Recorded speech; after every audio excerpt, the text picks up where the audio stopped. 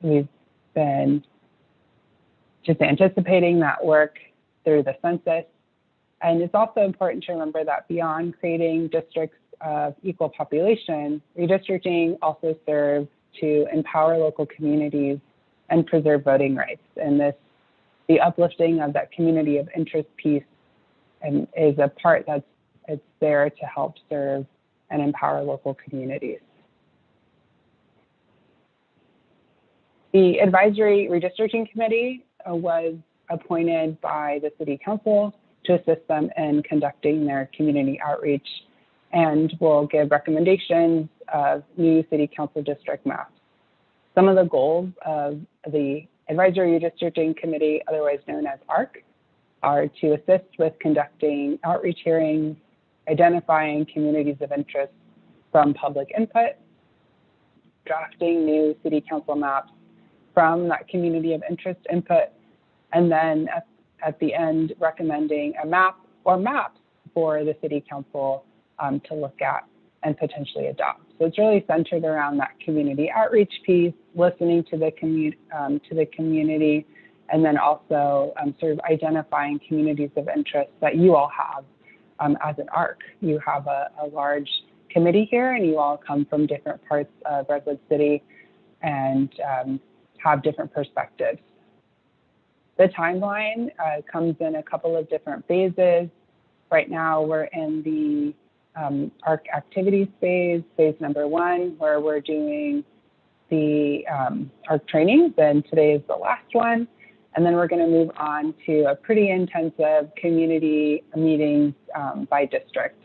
And again, there'll be workshops where folks will receive this presentation, and then we'll also have the opportunity to draw maps using like a paper placemat, and they'll also have the opportunity to look at the online mapping platform. The map drafting and ARC recommendation phase will begin in October because we have to wait for that census data to come out, and then we have to wait for the what will be a final data set of prisoner reallocation, which will come from the state, and that's the data set that we're waiting on. And then in this phase, the ARC will meet and we'll look at drafting recommendation maps using all of the input that was received during those workshops.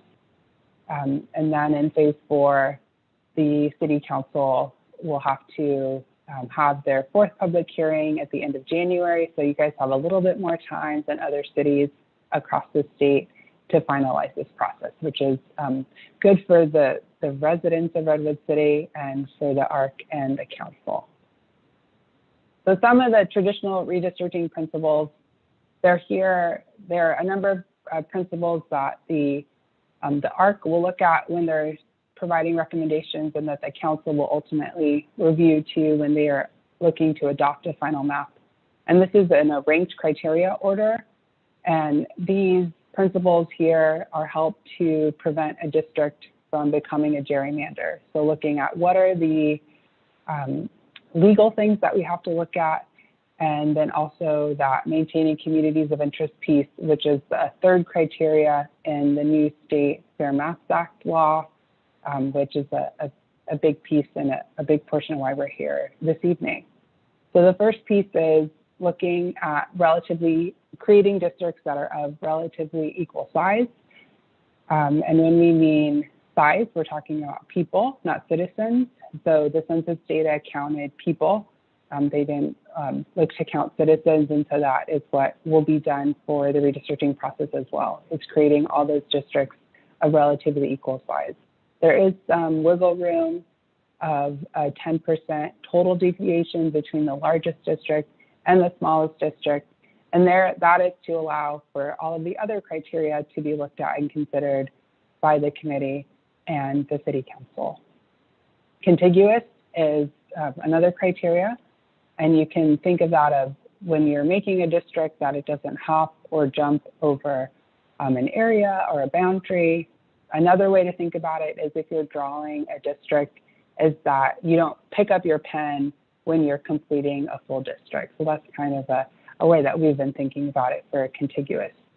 Maintaining communities of interest, we're going to go really in depth with that concept in the next couple of slides. The committee and city can also look at following local government lines. So if there's school district lines, school attendance areas, or if there's census designated places that the ARC or city wants to uplift, they are allowed to do that with that criteria. And then also thinking about districts that are compact, and that could be with appearance or function. So if they're functionally, it makes sense to create a district that has a weird line this way because that's how the residents of Redwood City interact with that area. That is allowed. And it's also something to remember that just because a line looks really funny doesn't necessarily mean it's a gerrymander, because we know that there's some neighborhoods that have distinct boundaries, or that there's some parks that are in another way. If folks are interested, or if members of the public want a more in-depth review of any of these redistricting principles and criteria, I urge you to go back and look on the website for the Redistricting 101 presentation, where we did give a really long, in-depth presentation on that. But again, because it's an outreach meeting, we're really here to focus on that community of interest component. And again, this is a phrase that when you hear it for the first time, you're kind of thinking like, what are you asking? Like, what does that mean? But it's really about thinking of, we're all experts of our community. We're all a part of multiple different facets. We work in an area, we recreate in another area, our home is somewhere, we may have family and friends in different parts of a jurisdiction. And so it's really sort of thinking about what are the ways that your communities are brought together, and specifically for representation by the City Council. So communities of interest are the building blocks of districts. That's why they are a high-ranked criteria in the Placemats Act, and why cities and counties have to do all this outreach. And community of interest can include ethnic and language minority groups and other groups. And it's important to remember that because they come from people's experiences, and because a city has a lot of different residents, that they can be subjective, and we want the ARC and the City Council to remain open-ended and inclusive when they're listening to testimony. Again, we all come from different backgrounds, and we want to make sure that we're really listening to how people interact with the city. Some communities that are covered by the Federal Voting Rights Act are Latinos, Asians, African Americans, but it's important to remember that for communities of interest, it cannot be the predominant factor in drawing a district. It can be something that folks think about, but unless Section 2 of the Federal Voting Rights Act is invoked, and that will be done through legal counsel's direction, race cannot be a predominant factor. And so we do have some thought questions, 3 questions that people can sort of talk and think about for themselves to sort of get to what beyond race is a community of interest. Or if you're thinking about race, what are other things that tie your community together? Is it socioeconomic status? Is it your relation to a park? Is it your relation to a specific service? So it can be one thing you think about, but the ARC and council are not allowed to draw them predominantly based on race unless legal counsel directs us to do so. So that is something to remember. As we said, communities of interest can be a lot of different things. They can be historical communities in an area. You can look at homeowners or renters. You can look at neighborhoods, tourism areas. So there's a lot of different things that residents of Redwood City can come forward and share as a community of interest. Just as there's a lot of things that people can come forward to, it's important to remember that under the new California law called AB 849, but it's referred to as the Placemats Act, it explicitly prohibits some groups from being considered as a community of interest. And again, this is here to help prevent districting from becoming a gerrymander. Those three things to remember that cannot be considered as a community of interest are political party affiliation, incumbents, and political candidates. So if a member from the public comes forward and says, I am a member of the Democratic Party or Republican Party or Independent Party, that a community of interest testimony cannot be considered when redrawing maps. Same with incumbency and political candidates. Of course, members of the public can come forward and give testimony. That's their right to do so. But in terms of considering testimony for the final line drawing, these three criteria, you're prohibited from doing so. It's also something to think about in terms of what is difficult to consider as a community of interest when you're recommending a map for the final plan, because it is redistricting. So we are talking about mapping, we are talking about passing a final plan. And so it is difficult when a group of similarly minded people who do not share a geographic location come forward.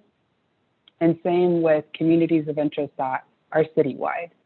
So we ask the public to, if you have a community of interest that is citywide, to sort of think through that and say, ask yourself, do we have a cluster in a specific part of the city? Is there like a population of that community that is in a specific area, and then come forward and give that testimony? Because it is difficult to consider and map a community of interest that is citywide, specifically because we're talking about districting. So those are some things that are prohibited, and then also some things that are difficult to consider in the final line drawing process. So I've alluded to these three critical questions, and these are on the community of interest form. There's a part of them on the Redwood City Placemat, which we'll talk through, and they're really cool. There's these like laminated maps. And the first question to sort of think through is, does your community have a shared culture, characteristic, or bond? So what kind of ties your community together? What socioeconomic things? Is it, again, your proximity to a park? Is it your proximity to a school? Is it a specific location? What is the reason why you're tied and bound as a community? And again, we all are part of multiple communities, so you can ask yourself these questions for your home, for your school, for how you interact or recreate. The second one is your community geographic in nature? So can it be mapped? Again, at the end of the day, we are talking about mapping. We are talking about dividing up the city of Redwood City into districts. So if it's a specific location, what is the name of the park or school? If it's a neighborhood, what is the neighborhood? If it's an area of the city, can you give us the street names? And so obviously, if the community is coming forward with a map, then they have done that work for us, whether online or on paper. But if members of the community are coming forward and giving verbal testimony or written testimony, we want to make sure that we can capture what they say the community is, and it is helpful if we have that geography, if we have the street names, if we have the highway or freeway or a specific location. And then thirdly, asking how would you describe your community's relationship to the jurisdiction and how it is affected by policy decisions made by elected officials. So in this instance, it's the City Council of Redwood City, and it's the decisions that they make as a body. And this is in reference to, because redistricting is about representation, it's about opportunity to elect people who represent you.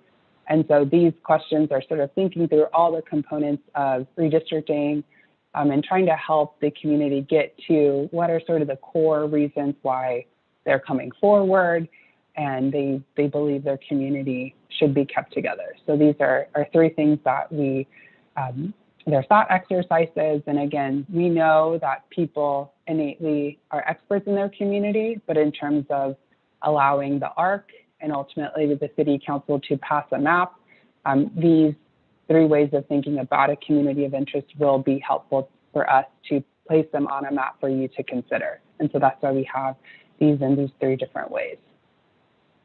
So we've talked about communities of interest abstractly, and we have some examples. And so folks can unmute themselves or raise your hand. I don't see everyone. So this can be interactive, and if you guys don't want to unmute, that's fine. But these are some sort of taking the abstract to like, okay, what does some testimony look like? What are examples of it?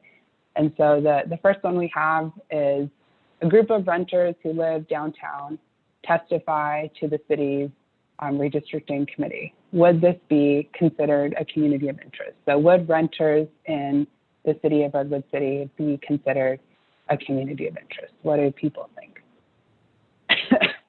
Yes. I have a nod. I Yeah. have a yes. I have a hand raised. Yes. Yes. Yeah, you guys are absolutely correct. You guys are great We're at this listening. already. So yes, this group of residents can easily be mapped.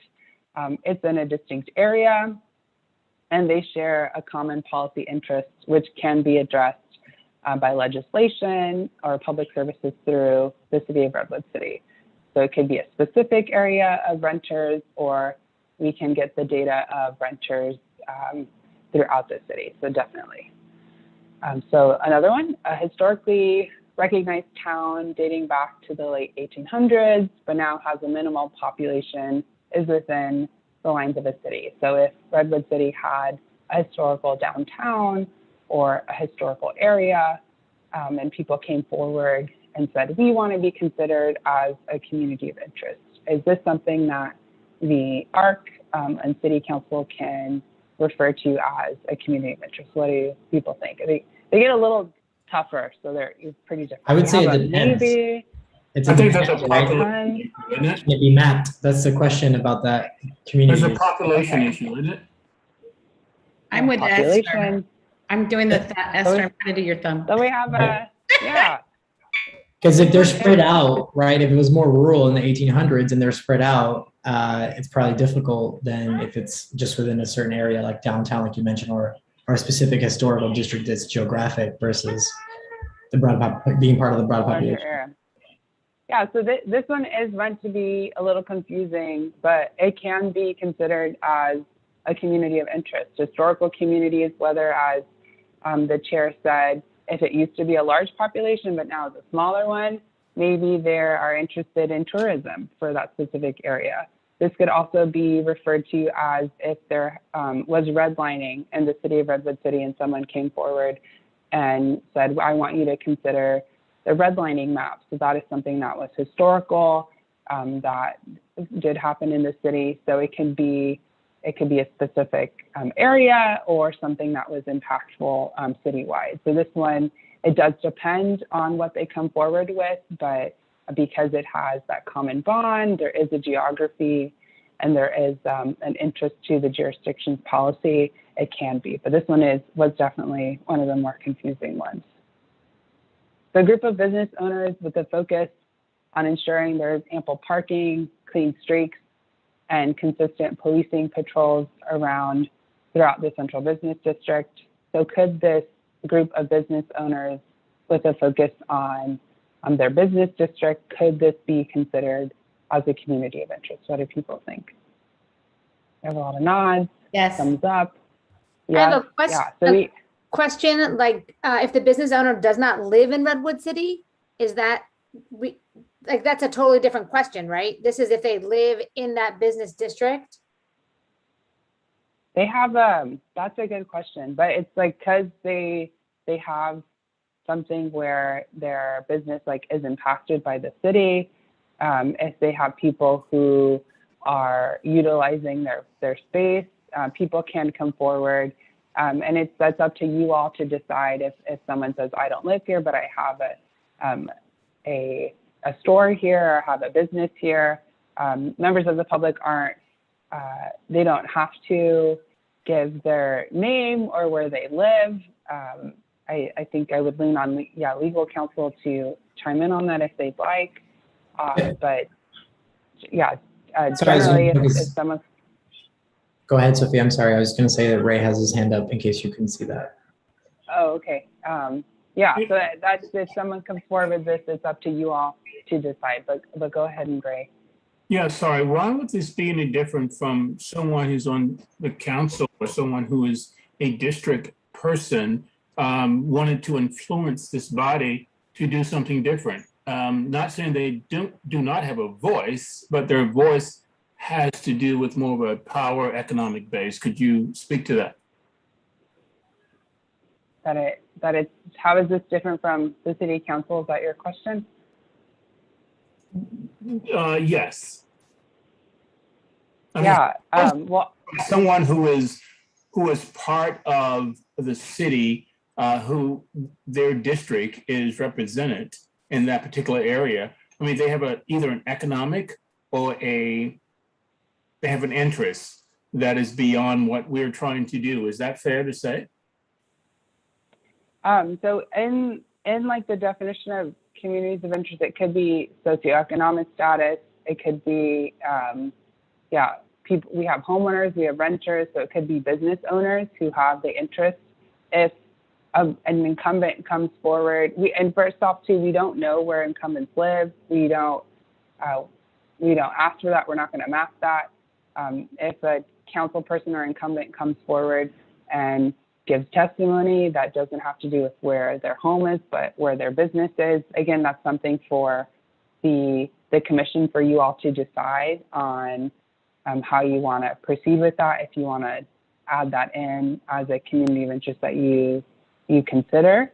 So that's also on, you have that opportunity to do so, but because it's not an incumbent where they live, it could be they're allowed to own businesses, and that could be something you can consider in the mapping process, because it does have to do with a business district or a business area.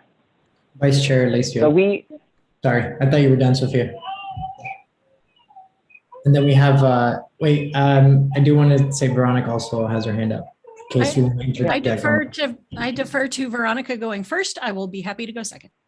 Thank you, Vice Chair.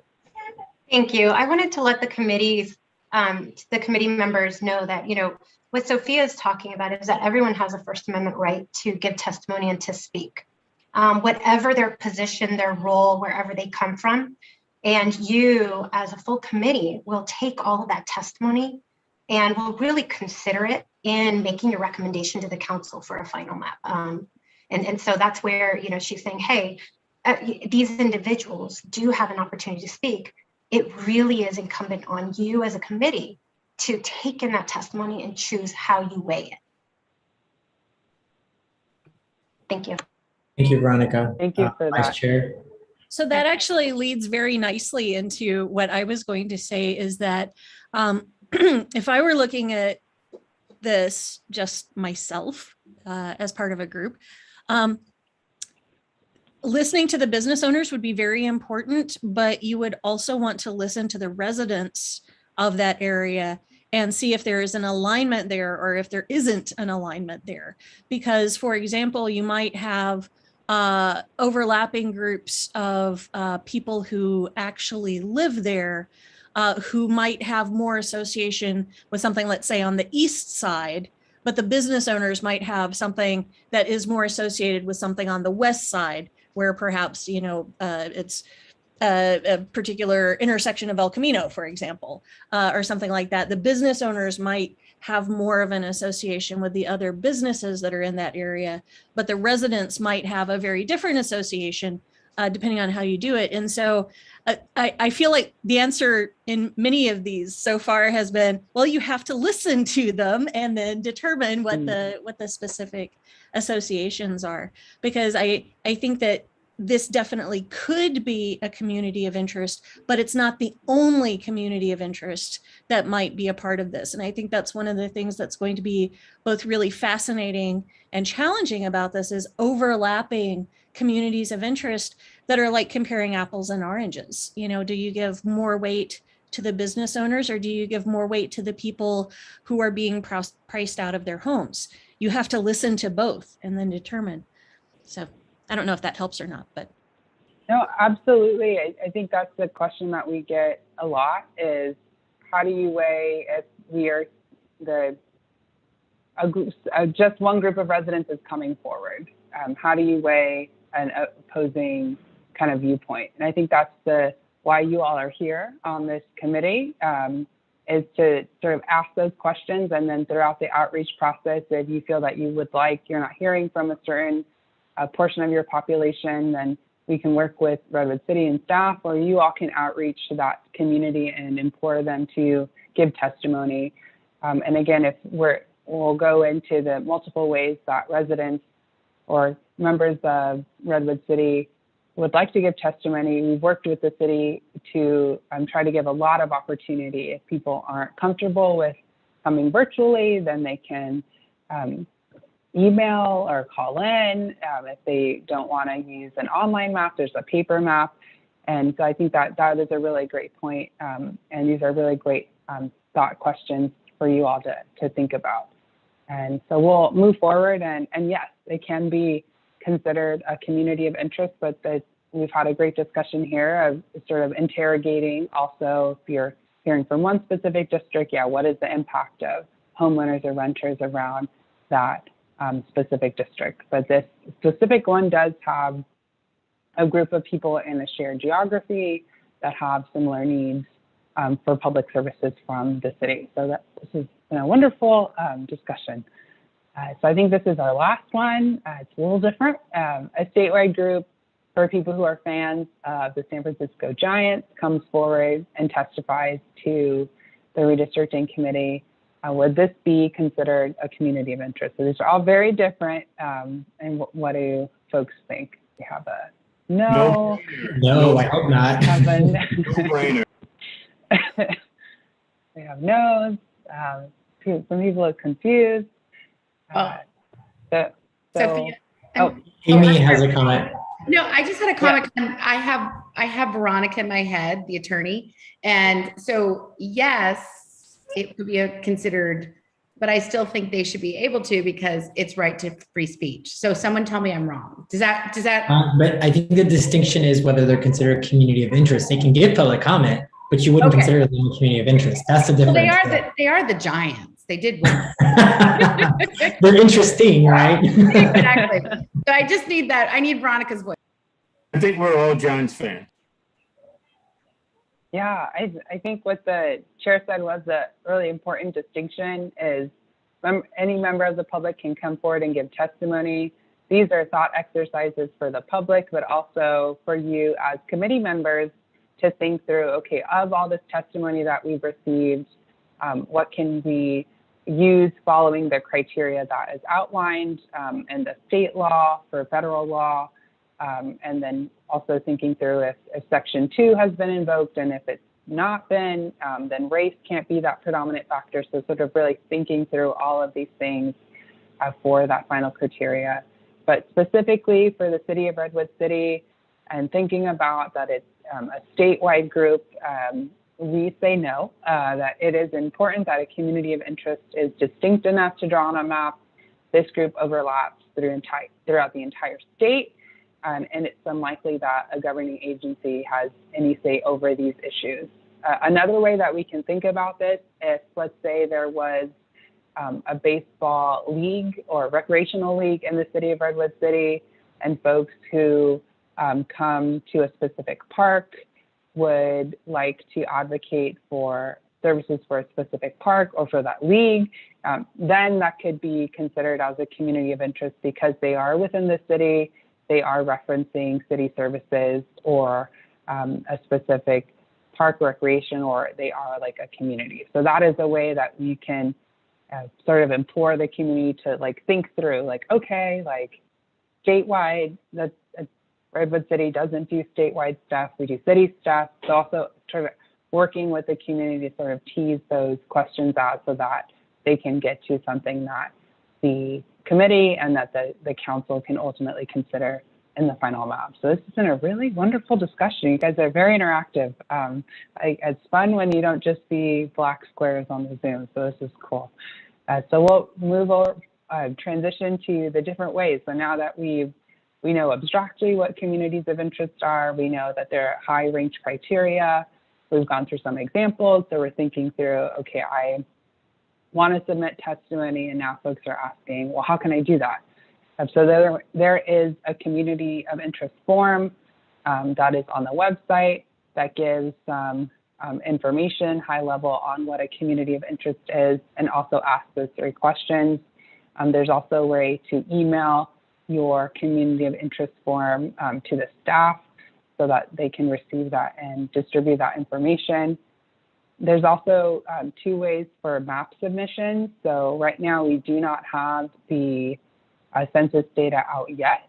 And so the map submissions at the moment, until we get that final data, is focused on that community of interest piece. So members of the public are encouraged to submit communities of interest maps through the online portal or through a paper map, or if you want to draw on a piece of paper or a napkin, you can do so between now and October 20th. And then at the end of September, we will transition over to adding the 2020 census data to the online form, and then also to the placemat, where we'll add the data that folks can use. So I do see someone's hand raised. Member Daniela, did you have a question? I did. Thank you. So how would we consider a community of interest for the county section of the city of Redwood City? So while they're not considered voting members or residents of Redwood City by our charter, they are in the county section and they are contiguous to perhaps a district. So would they then not have a community of interest voice? So I will take a stab at this, and then the Veronica would like to chime in. Because it is Redwood City, you are looking at the areas of your city. So you're not drawing the county boundaries or anything outside of your jurisdiction. So you, as an ARC and the city council, are tasked with only drawing city council boundaries. So if a member of the public comes forward talking about a county area, you can maybe direct them to your county, but as a community of interest for the city of Redwood City, that's not within your jurisdiction for drawing the line. So I see Veronica's hand raised. No, that's exactly right, Sophia. Committee member Gasparini, I think you ask a really fair question, because while the county isn't necessarily within our jurisdiction, an easy comparison would be, well, you can consider school districts. Those are communities of interest. So all of the school district boundaries within your city, you can definitely consider for yourself as you're thinking about what are communities. Just because the county isn't necessarily a jurisdiction doesn't mean that there isn't another community of interest that it doesn't fit in. If you look at the way that the law breaks out, one of them is, have similar work opportunities. There's the economic aspects of it. There's facilities, things like that. And so there are other ways where this kind of big employer fits in to the discussion for you, if of course the committee is interested. Great. I just want to make sure that our county sections of Redwood City up by Farm Hill, up in the Jefferson area, as well as our Fair Oaks area, feel part of the discussion while they're not affected by the district from an election standpoint or from a representation. I just want to make sure that they feel engaged in the process, because they probably don't even realize there's a county boundary, and the neighborhood itself probably has some common interests. So I think we'll ferret through that once people start sending in maps or testifying and things like that. But I just want to make sure that we're also reaching out to ensure that while it looks like their testimony isn't from a legal standpoint a community of interest, they might have common community of interest with other populations within the city. I hope I translated what you said correctly.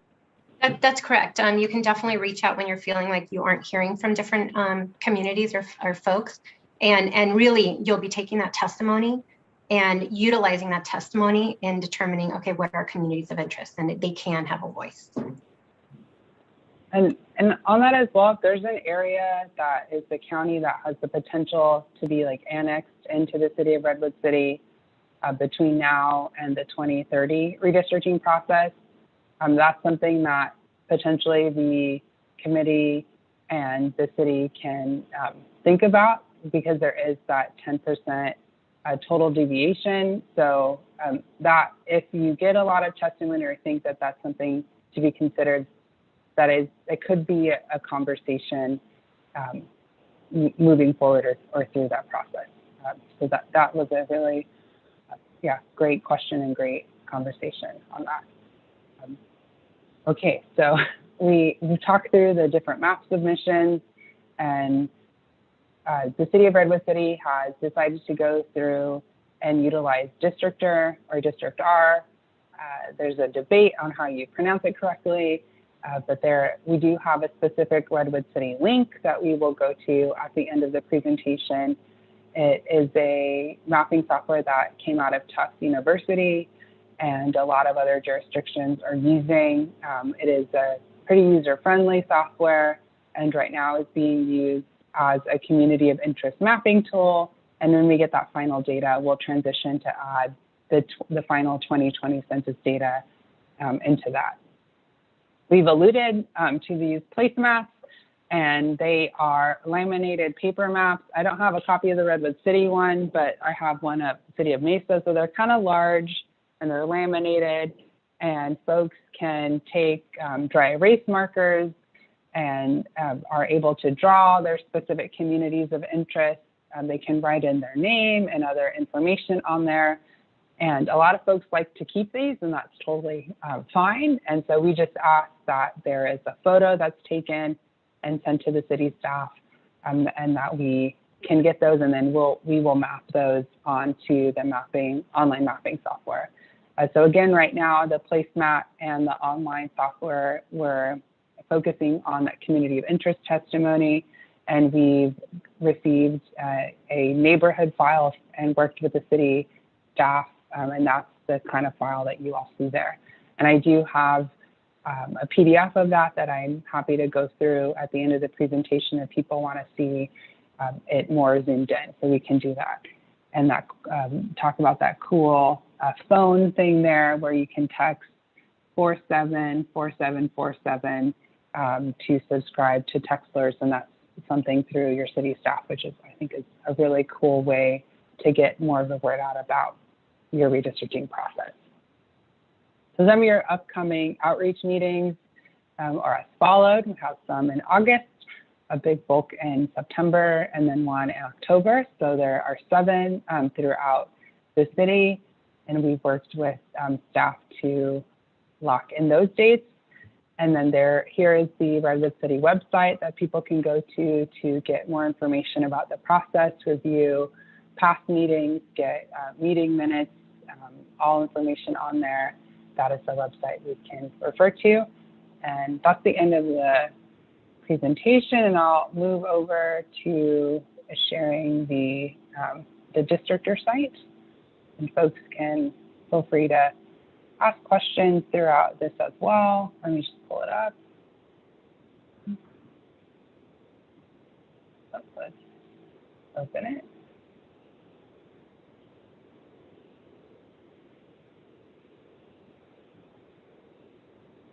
Let me find it on my computer. I have a couple of tabs open. Okay, great. Are people able to see the screen? It's loading. Oh, there it is. Okay, great.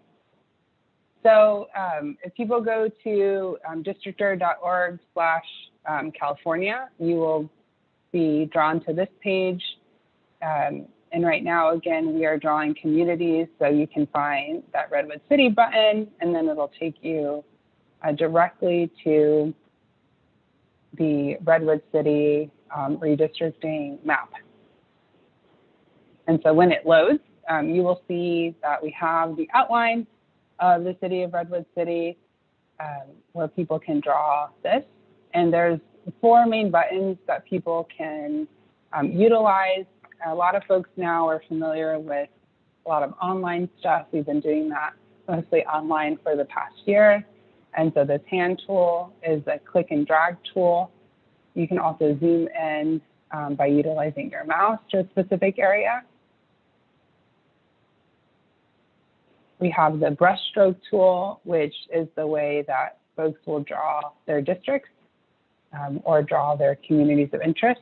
And it gets, when you move your brushstroke to the right, it gets pretty large, or we can make it smaller and just click a couple of blocks.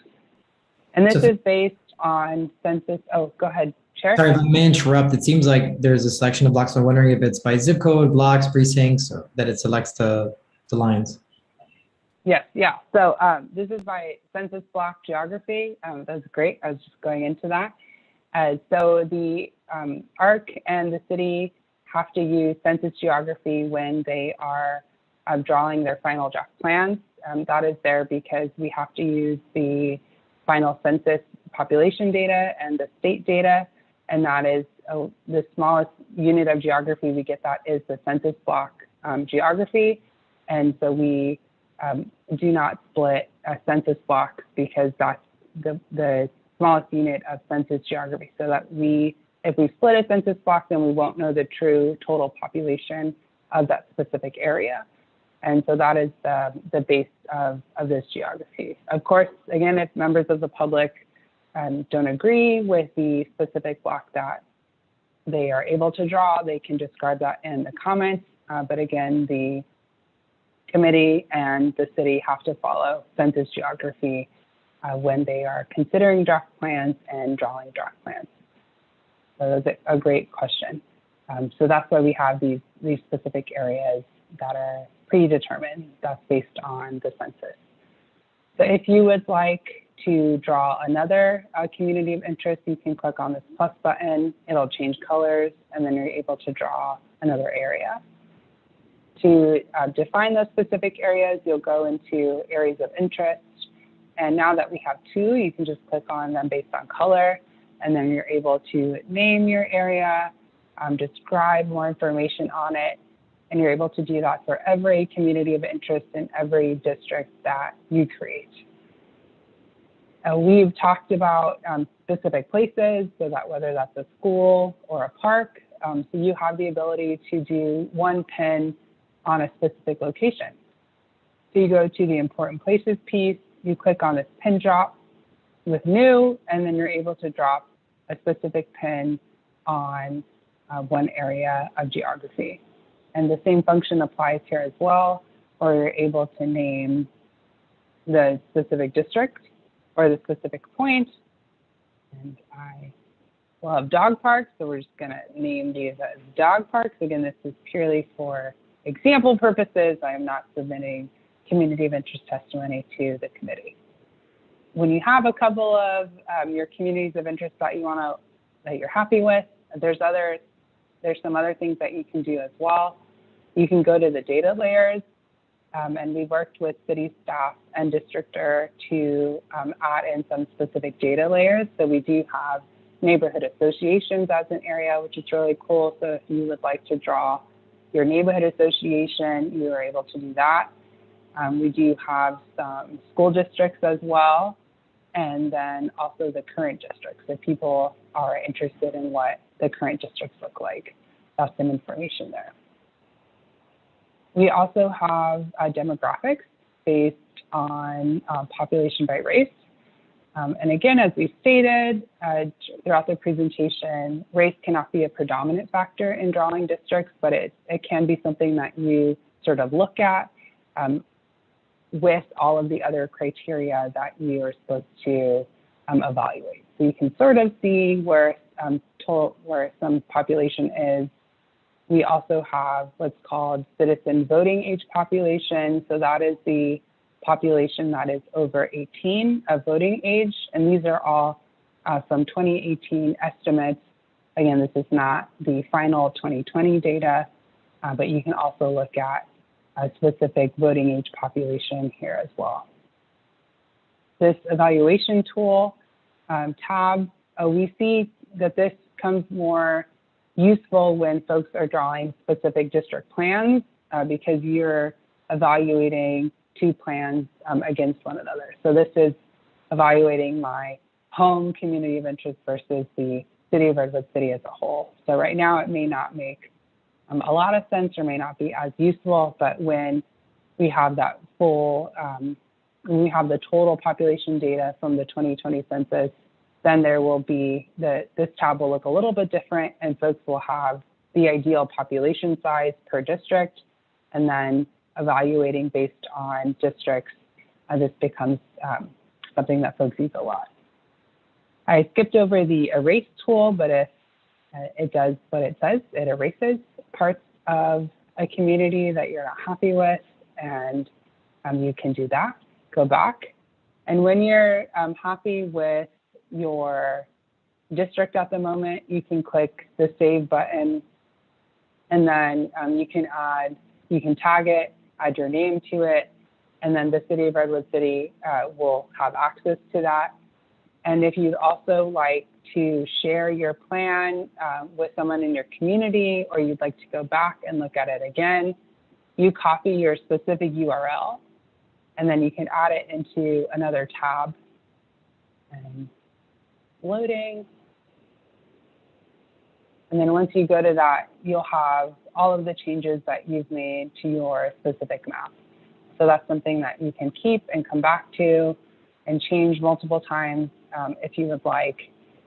And so that's basically the tool. And again, we'll do another map tool demonstration when we get the data out. But right now, the focus is gathering that community of interest testimony specifically for your city. So, do folks have any questions, or it's such an intuitive tool that everyone is going to go draw their community of interest map now. Love it. Awesome. I'm already trying it. It's very cool. Great. Yeah. Yes, everyone has access to it. I have used it on my phone. You can do it if you put your phone horizontally. It's a little difficult, but it's great if you're on the computer. So I'll stop sharing, and then I can share one last thing, which is that community of interest placemat.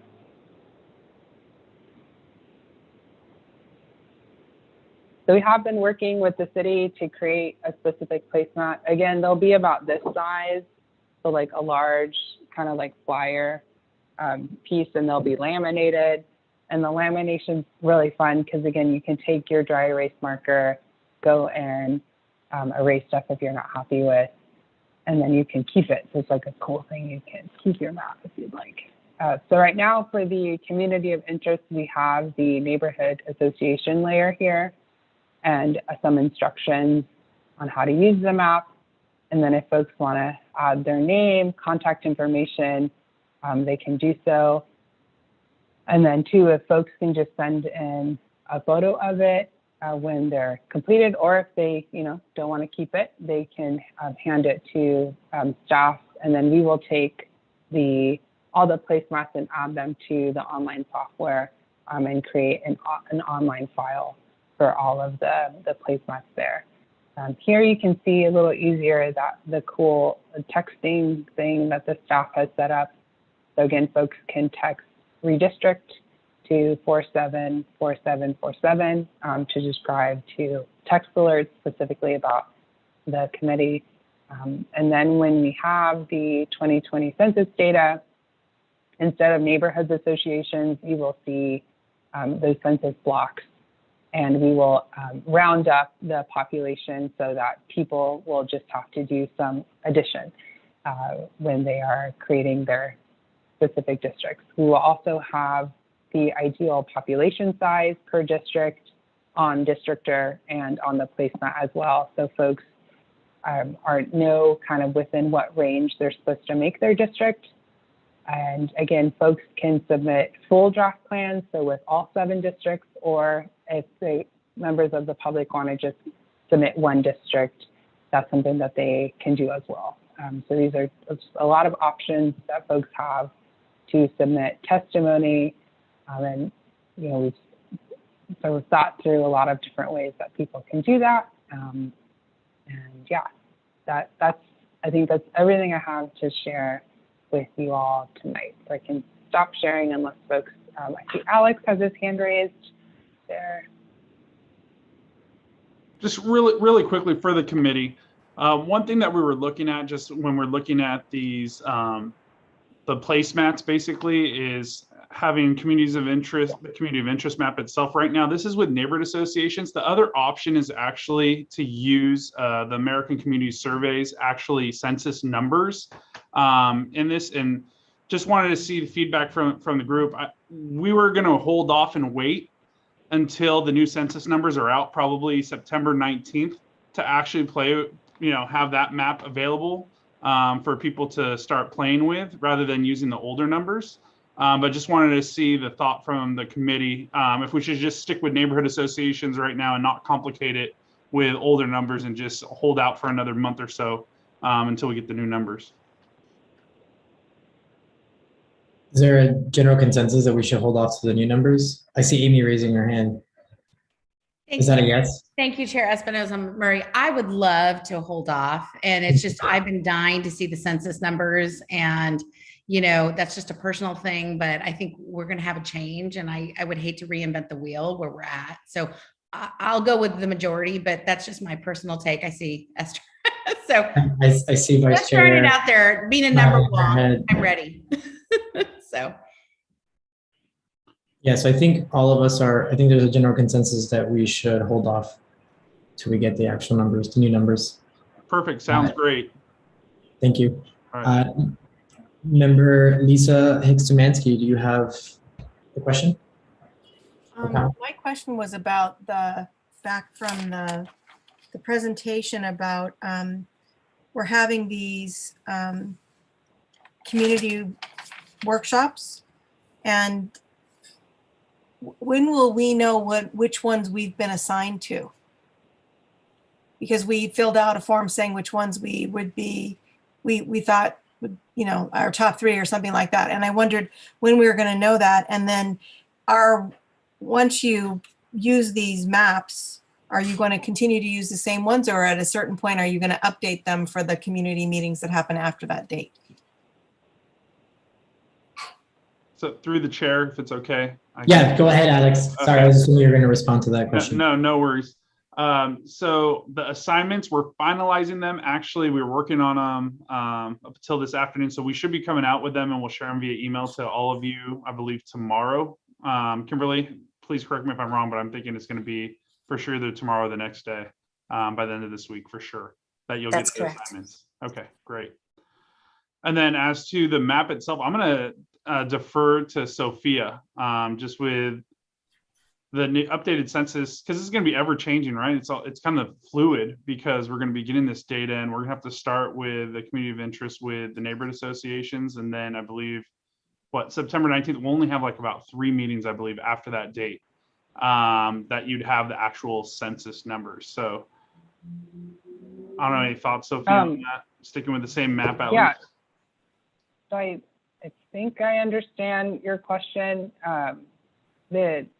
In the presentation, and what we said is that people can submit community of interest testimony up until mid-October.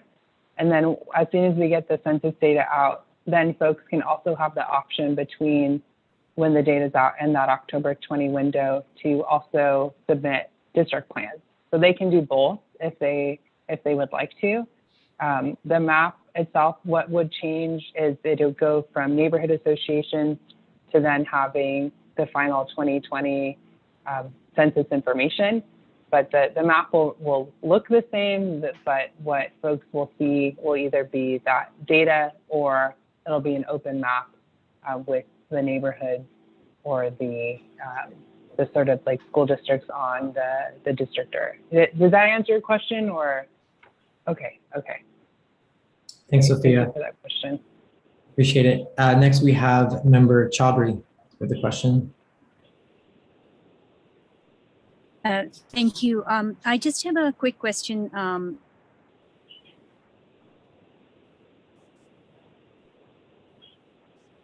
Member Chaudhry, can't hear you.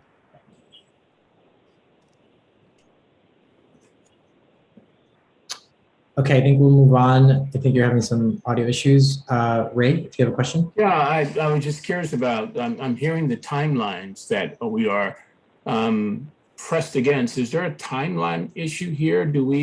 Are we being compressed in a way that may not be effective? I'm open to some dialogue on that. I think the answer is yes, because it's based on when we received the census data.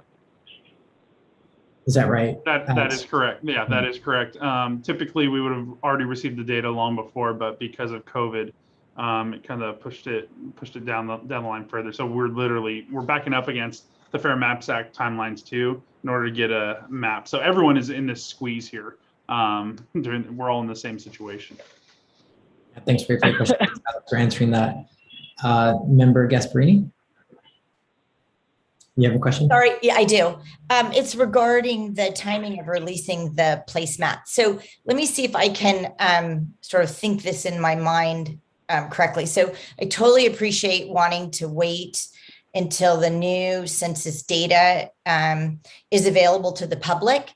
But with the laminated placemats, regardless of what the new census data shows us, probably isn't going to change the neighborhood boundaries that the city determined decades ago. Would that be a fair assessment, Mr. Kojikian? And if that were the case, could we not start community dialogue or outreach with the placemats that have neighborhood drawings on it, because that won't be affected by, but then have sort of this little asterisk that says, when you go to the electronic version, please know that data will be updated mid-September to help you more specifically draw those zones, those precinct zones. Does that make any sense?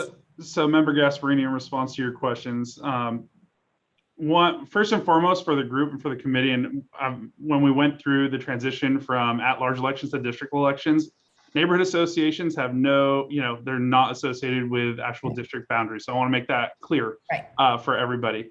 The city's neighborhood associations, the 17 that you see on the map, those have, like you said, Member Gasparini, they've been around for 30, 40 years of neighborhoods, identified neighborhoods. And that was based off of characteristics. There was a whole bunch that went like 7 different plans and maps and surveys that has been done over the years to identify those neighborhood associations. Now, into the map itself, I think what we're looking at for communities of interest, what Sophia's talking about, you could just, as a base layer, kind of have the neighborhood association map there and work off of there in the interim until I would think that we would swap it out and then provide the new updated census placemats that we would go then and pass along to all stakeholders and have it at all our city facilities to make sure that everyone has the opportunity to play with the updated numbers. Because I think the communities of interest is a little bit, yes, you're looking at kind of general areas, but the actual exercise of looking at districts is a whole nother depth that you'll be entering into. And so having those numbers and really focusing on that map, it's way different than just identifying a community of interest, kind of a general area. What's my neighborhood around? And then how am I balancing my districts to make sure that they're all equally balanced and make sure that it fulfills all the Fair Maps Act regulations. Thank you. Member Gasparini, does that satisfy the question? Yeah. Thank you. It does. Thank you. It sounds like we could probably do a hybrid and get going with the placemats that show the neighborhood associations so that we can start that outreach. I just worry about the census data being delayed more and more and more as it has been. So it just allows us to get going, I think. Yeah, so it seems like we were all agreeing that we should wait, but now Member Gasparini is presenting a new option, which was let's release some and then to get that out there. Do we want to discuss like pros and cons of releasing the placemats early and not waiting until after the new data is out? Yeah, I think that the aim. So to clarify. Yeah, just want to. Go ahead. I was going to clarify. Ahead, I think we're both on the same. So. Okay. Yeah. I think the release, the placemats with the neighborhood association is part of that community of interest gathering piece. So that was sort of the aim, is to show that to you and have those be pushed out right now. Same with Districtor. So that is available right now. Folks can utilize that. And this is an area where people can gather that community of interest testimony.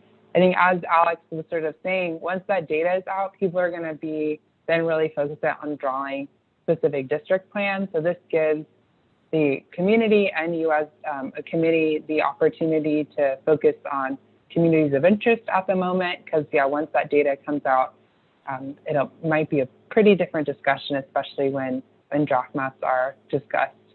Something that we can do when we do get that data is you can have the placemat be double-sided. So you can have a map with the neighborhood association on one side, and then on the other side of the map, then you could add the specific census data. We have done that where they're double-sided and people can look at that.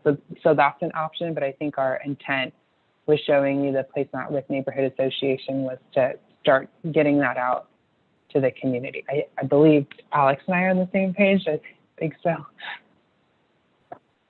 Thank you, Sophia. Alex, did you want to add to that? Yeah, I think where the mix-up is happening is using the census data from the American Community Survey. So that would be, you have a map, that's where we had another map, but I heard from you guys that let's hold off and wait. Let's not, add confusion to the whole thing. Let's just stick with neighborhood associations until we get the actual data that we're going to be actually playing with. Then we'll move on to that and switch out at that point and pivot. Gotcha. I think that's clear. Thank you. Appreciate that. Next, we have Member Gardner and then Vice Chair Lacefield.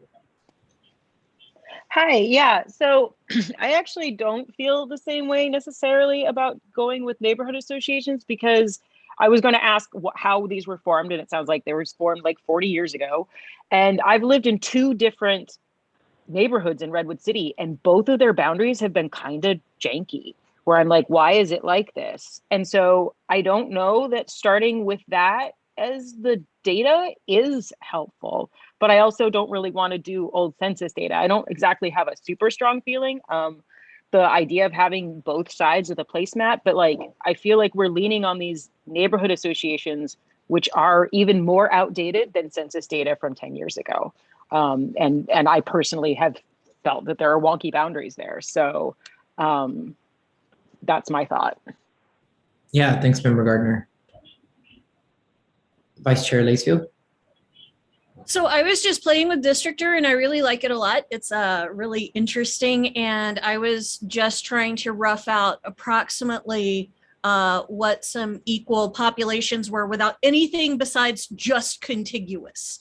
And then I went, okay, so this is interesting. It gets a little wonky in the middle. But let's compare it to the previous districts maps. And I think that just doing this as an exercise for us before we start reaching out is really going to be useful. Can I share my screen for just a second?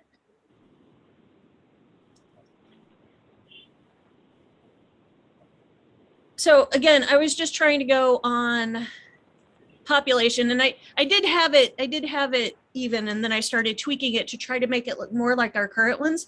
But I think probably the most dramatic one is there is no way that these districts are going to stay the same, because it took this entire swoop of area to get up to what is approximately a section. So I think that there's going to be some really dramatic shifts just based on the change in population to the 2019 American Community Survey, which I know isn't final by any stretch, but it's at least closer, right? Am I correct in that assumption that it is moving in the direction of the newer data, most likely? Because there's some real shifts as to where this population is located. If we kept, I think this is 7, if we kept 7 the same, that was the one that I was trying to draw the most. It's gone up by a lot.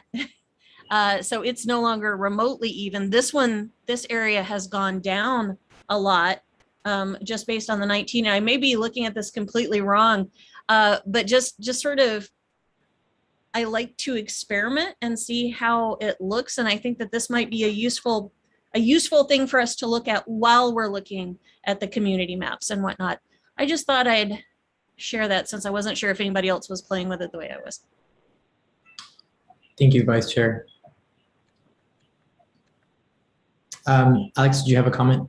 And then Veronica. Yeah, I don't think we should so at this point, we should probably stick with just sticking with communities of interest at this point, rather than starting to look at numbers. The numbers will change. And we know that because there's a whole new neighborhood of the Bear Island neighborhood with new development. Downtown has a lot of new development. So we know that that would change, but to already go into the I think it's probably that we stay higher level and just really think about communities of interest at this point. And I think, everyone can go on their own to go and look at that, but that period will happen. The opportunity to go through all that when you guys reconvene after all the outreach meetings to really dig into the data at that point in time. And so just wanted to provide that. And yes, Haile, you're right on, because they are going to change, because we know that there's been a lot more increase in population over the last 10 years. And so the lines will change. It just depends on where this committee goes with a recommendation, ultimately where the council goes with their decision.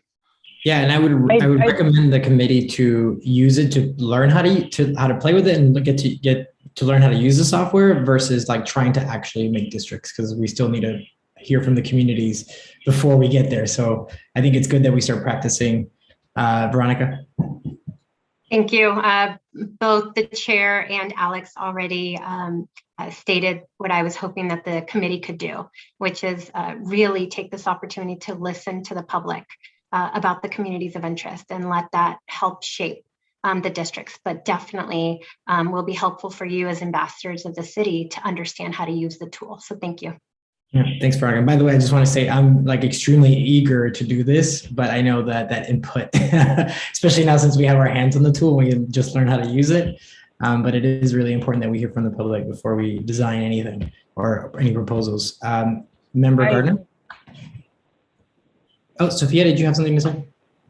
Yeah, I just wanted to, I think, reiterate what has been said, and something that Paul Mitchell, our president of Redistricting Partners, likes to sort of remind committee members or council is, especially when that tool is available, is we implore you all as committee members to not drop plans or maps until the public has had an opportunity to do so, and until after you've received community of interest testimony. The example he really loves to use is sort of, we all kind of fall into habits. His example he loves to use is the dishwasher. So we all kind of have a certain way of loading the dishwasher, and if someone comes in and does it a different way, then that can be, you're just kind of like, what the heck, this is not the way that I do that. You can also think about it as like a walking route. Like, I have a specific route I walk when I'm at the office, and I don't often change it. And so we kind of get set in habits once we sort of look at an area for ourselves. So this process is, we want to just encourage you all to wait, listen to testimony, and not sort of create your own bias from the way that you've drawn a map because you think it should go a specific way. We think that those conversations, should be done in public, and it is really tempting. So we, implore you to focus on that community of interest piece. And I think this conversation is going that way, but just wanted to set that reminder out there. And you can use that energy to get more people to call in and then create, I think, some really great plans. So just wanted to chime in that I'm agreeing with what's being said here. Thank you. That's really important for all of us to know and follow. Are there any other questions or comments? I have my hand raised, but it's hard to see it. Oh, I couldn't see it. I'm sorry. I know. So Number sorry. 7. Go ahead. I just want to know where the community can go to get all these things, and when will they be available? Very good question. I'll refer to the staff. So you're beating us, Esther, to it. We're going to be later on this evening. We're going to go over our outreach and our communications plan. Jennifer Yamaguma will go into detail and how we need all of your help as ambassadors to help facilitate and get the word out as well. So that we have 2 slides that we'll be covering and trying to get a little bit more feedback from all of you as well. Yeah, that's the next item on the agenda. Anyone else? Member Gasparini, you had your hand up, but you had a similar question to number 7. Okay, gotcha. Thank you. All right, I think we're done with this portion. Sophia, thank you so much. This was awesome and enlightening. Yeah, thank you all for your time, and we're excited to continue to work with you all and evaluate all the testimony that you guys helped to receive. So it was a great conversation. I love I think the most engaging we've had with those questions. I really appreciate that. It makes us think. Hopefully that helps you sort of go through a process, and excited to hear what the community has to say. So thank you. Thank you, Sophia. All right, so the next item of business that we have are matters of committee interest. So we're going to start with the presentation from the city's communications manager, Jennifer Yamaguma, who's going to provide an update on planned community engagement activities and a call to action for our committee. Thank you so much. I am Jennifer, and I'm here to help you with your outreach endeavors. So obviously the redistricting process is community focused, and we want to make sure that we're reaching all of our residents and encouraging them to participate and share ideas. As you know, we have 8 community workshops, so there's one in each city council district, and then we're having a citywide workshop that will be conducted in Spanish with English interpretation later in October. And then you will be holding 3 meetings during the mapping phase. So we definitely want to make sure that the community is aware of those opportunities to provide their public testimony and be able to demonstrate how to use the mapping recommendations using Districtor, just like you just received. We are doing, as well as these meetings, we're doing the meetings via Zoom, and we're live streaming them on the city's YouTube. And I just call that out because when you go to watch the playback, and I see Mrs. Gundrum is not on the call anymore, but I did fix the video links, by the way. We are able to have the viewer switch the closed captioning into their preferred language. And so that is a great way of being able to get other people engaged when they are not primarily speaking English. And if there are other interpretation services that are requested, we can definitely accommodate that if the user contacts the city clerk's office at least 3 days in advance of the meeting. But as required by law, all of the workshops will be offered in Spanish translation, just like this meeting is tonight. In addition to that, we have our city council public hearings. So we actually held our first one already in June, and the next will be in October. That will be during the mapping phase, followed by December when the ARC's recommended map will come together. And then hopefully in January of next year, we'll get the council to approve the new map. So obviously we need help getting information out, and having the information available online is one way, but the mapping community kits will also be available in print, as we've just discussed with the placemat. We are sharing those with the neighborhood association and our community partners. So during the recruitment process, when we were trying to get all of you onto our team, we did engage with many different community organizations, and we'll continue those partnerships throughout this entire process.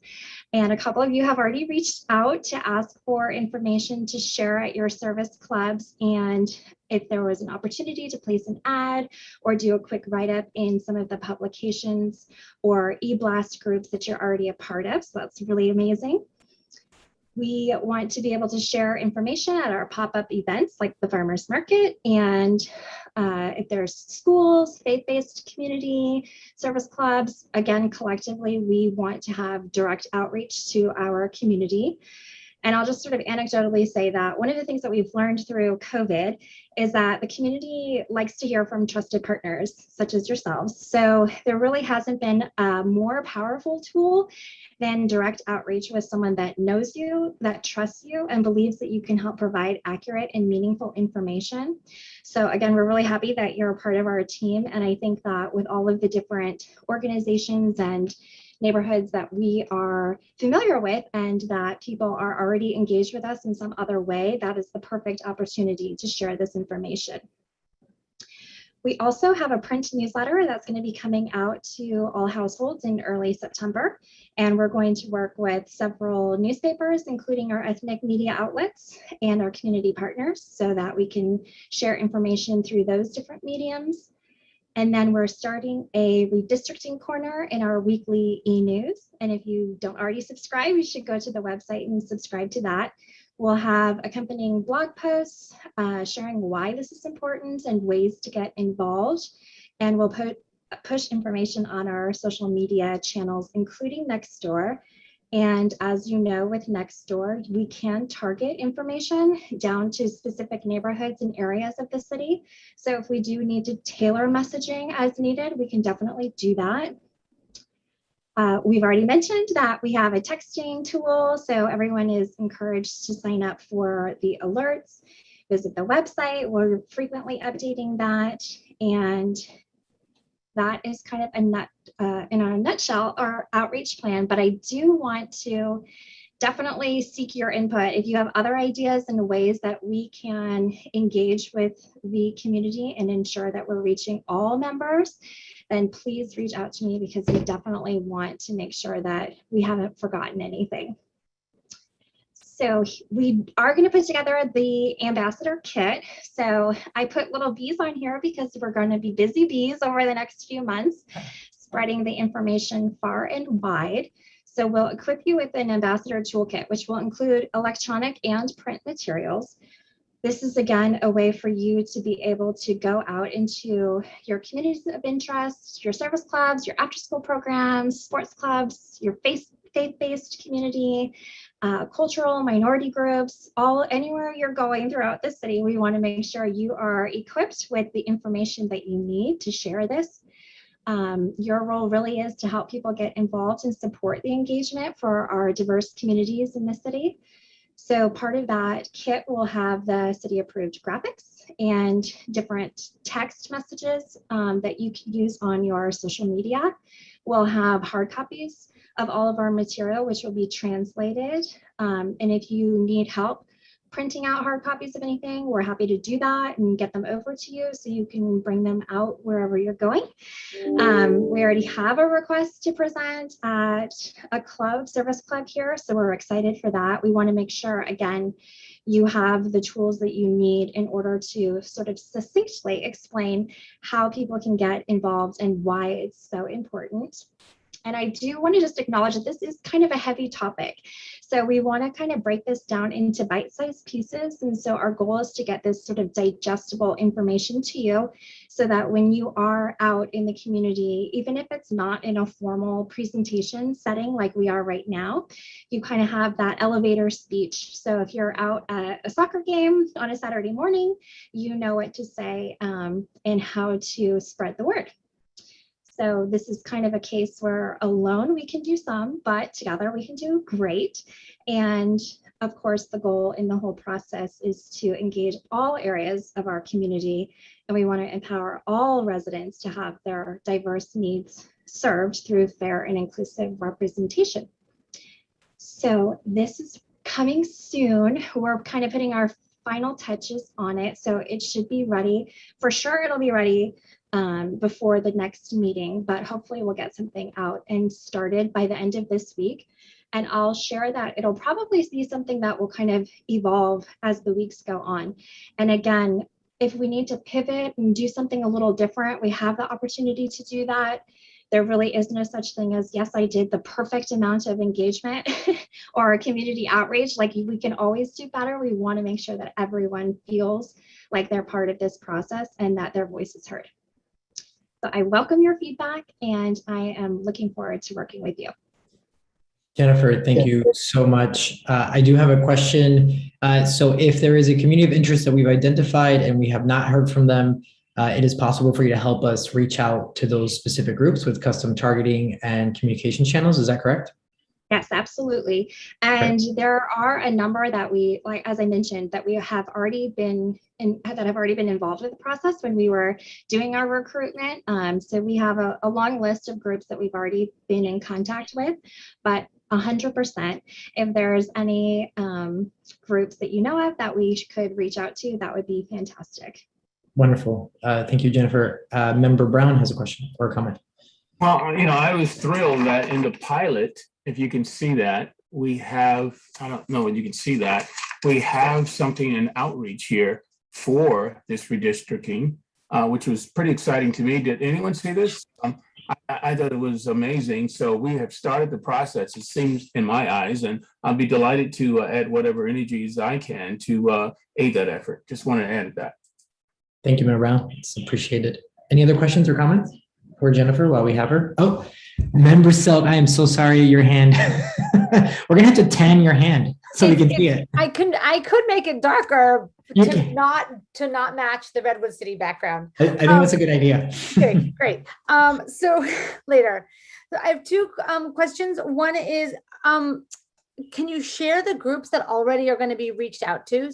And then the second question I had is, I just want to make sure, because there are so many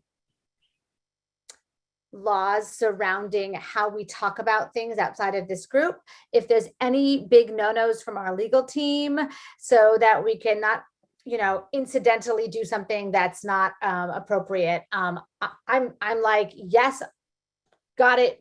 Graphics and messaging, I can't wait to see it to make sure I stick to it. But I want, if there's any red flags that you could already mention, that would be helpful to me. Great question, Esther. Veronica? That's a great suggestion. Let me, this is the first time that we're going through the redistricting process, and therefore the first time that we have a commission. I really like that suggestion. I'm going to have to take it back and really think about how I can get that advice to you, but thank you for that. Appreciate that. Alex? Oh, did you have anything else to add? I'm sorry. I just wanted to touch on the first question that you had, which is, yes, we could definitely share the list of stakeholders that we have. We actually thought about putting it in the presentation, but we didn't want to take up too much of the slide. So I am happy to send that out so that everybody can see that and then add to the list. Wonderful. Thank you, Jennifer. And just two items. One is piggybacking off of our city attorney.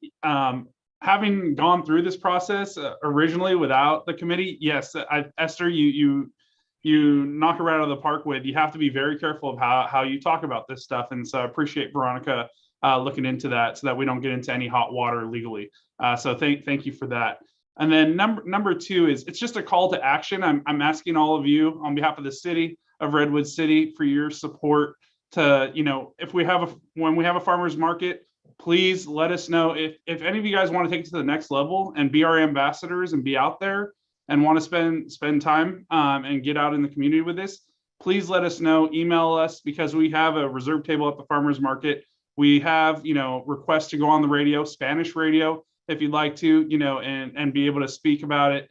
Rather than city staff having to take the lead, it's great to have all of you as committee members as well, if you're interested in supporting us in that outreach and engagement. And it's high touch. That's what I love about Redwood City, is all these great groups, stakeholder groups, community members, and going to where they are at. And that's what I've found to be most effective for our outreach and engagement. And so anything that you guys can do to help support us and facilitate those conversations would be great. So thank you so much. Sign me up. Okay. Member Gardner. So I have a weird question, but we are engaged. We engage with our neighborhood a lot by setting up decorative inflatable dragons in our front yard, and I'd love to be able to leverage and utilize that to reach out. It's a very weird thing, but yeah, if there's we could put a stack of maps next to the dragon or different things like that. It's definitely an art point that people come by and always want to see what the new one is. And I'd love to be able to leverage this little thing that I've done for my neighborhood to reach out. So it's not that weird if it attracts people. Yeah. So if there's I'd love to be able to know a way that I can use that to leverage the community. Megan, I didn't know it was you. That's the best news. Yeah, that's us. Love it. Thanks, Megan. Appreciate that. Member Lisa Hicks-Mansky. The first workshop is a week from Saturday, and I'm wondering, is there going to be an ambassador kit sent to us also for the organization of that and the structure and outline, and will city staff be there? I'm just it's like right around the corner. And I'm just wondering what the next step on training for those are going to be. Yeah, Alex, thank you. So actually our first meeting is going to be, I believe, on the 25th. We pushed off the Redwood Shores meeting to September 1st. So I believe that might be 2 weeks out at this point, but yes, we will be getting out all the information. It's going to be similar to what Sophia had presented as well, but also just speaking, we'll ask for each person who's doing the district representation to be able to do the introduction and facilitate the meeting. So more to come, and we'll get that out here shortly so that you'll have, we have scripts and everything else that come along with this stuff, but you get to make it your own too as well. But stuff that'll just help you and guide you. Alex, may I ask you or someone from the staff to share the new dates for the community meetings, for the workshops? Yes, so the new dates, actually, we could probably, if you guys want to share the screen, Kimberly, to our actual project website, we do have the update. It's all updated with all the dates. So if you just go to the city, actually, if you go to the city's website under hot topics, I've asked that redistricting is up there as number 2. So you have city council agenda, and then you got redistricting. So if you click on the redistricting link, you're going to see all the dates in the drop down. Okay, because there is a timeline option, and it has phase 1, 2, 3, and this is phase 2, and it has August 25th District 2 workshop as the first one. Okay, so I can share my screen if you want to see what I'm talking about. Yeah, that'd be great if you want to show me. Yeah. I think I've been assigned to District 2, August 25th. I got that email already. I mean, to go to it. This is Danny, by the way. So we have the timeline. Oh, so the phase 2, you mean, of what we're talking about? Yeah. So just making it a bit clearer. Is that what you're saying? Yeah, because I thought you said that it got pushed back, the first workshop. Well, because the first one was going to be actually sooner, I believe. So it's gotcha. 2 weeks out. 2 weeks out. Yeah. These are all the correct. Those are all the correct dates. That's what. So we got 14 days basically. Before it was going to be the Saturday before that. Awesome. Yeah.